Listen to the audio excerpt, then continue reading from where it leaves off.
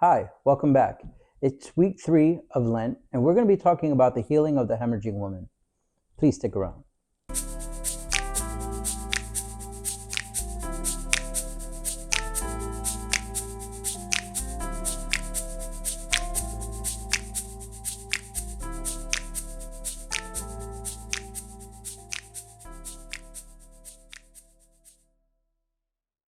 This week, we're talking about another miracle that displays a ton of faith.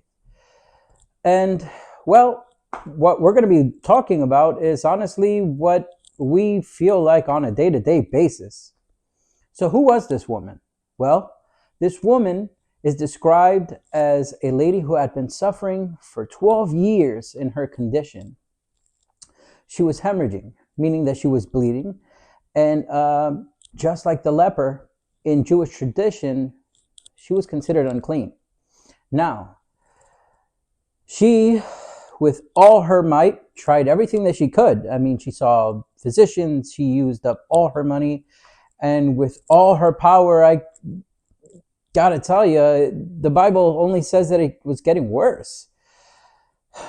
How many times do we find ourselves in those situations where, with our own strength, we try to fix situations, or with our own finances, we think that we can get over?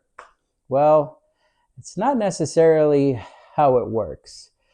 And while this story shows us that there's hope, it says that as Jesus was entering into the village on his way to actually perform another miracle, um, the crowd began to swarm them and almost crush them. And what we see is that in the midst of all this chaos, I mean, you got to think about it. Jesus was already becoming very popular and going through a town. And so people were just flooding to where he was. In the midst of all of this, and I'm very sure everybody tugging and grabbing and trying to get so close, in the midst of this pandemonium, Jesus has to stop. And he says, "Who has touched me?" Funny question. And even even the disciple stops and says, "Jesus, with all these people around, you ask, who has touched you?" I could just imagine everything that was running through their minds. I mean, it could have been anyone. And well, Jesus knew. And he just wanted to make a point, I'm sure, that someone didn't just touch him, someone reached him with their faith. And that was the woman.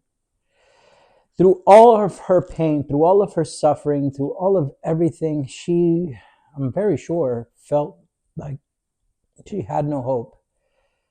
And suddenly she hears about Jesus. I could just imagine.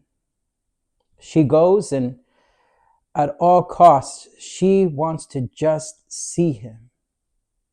She just wants to reach him. And it says that all she wanted to do was touch the hem of his garment. It's funny because she, in her condition, was also taking an account that she technically couldn't touch him, and she didn't want to reveal herself.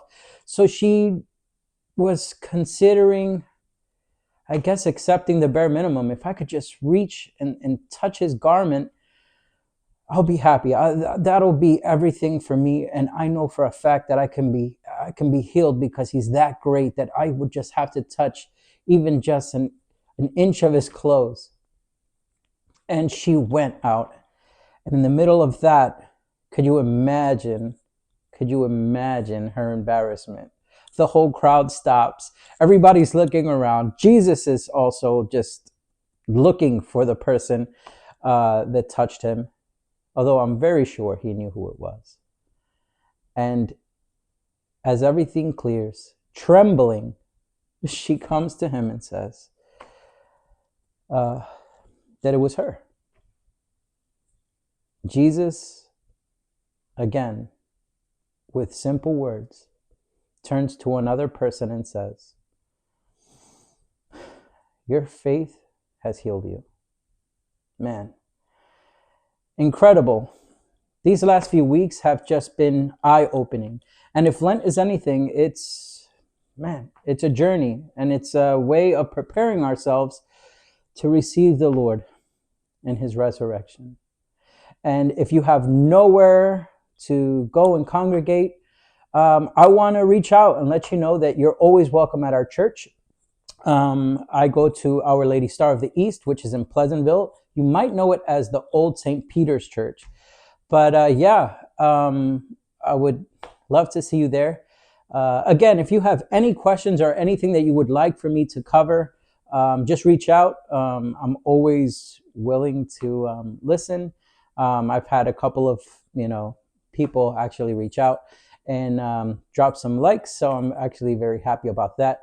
But the most important thing, though, is understanding that I'm also here praying for you. And in this season of Lent, I would like for you to also pray for me. Personally, I have some things that I'm working on. There's some things that, how life is. We can always complain, but I'm not.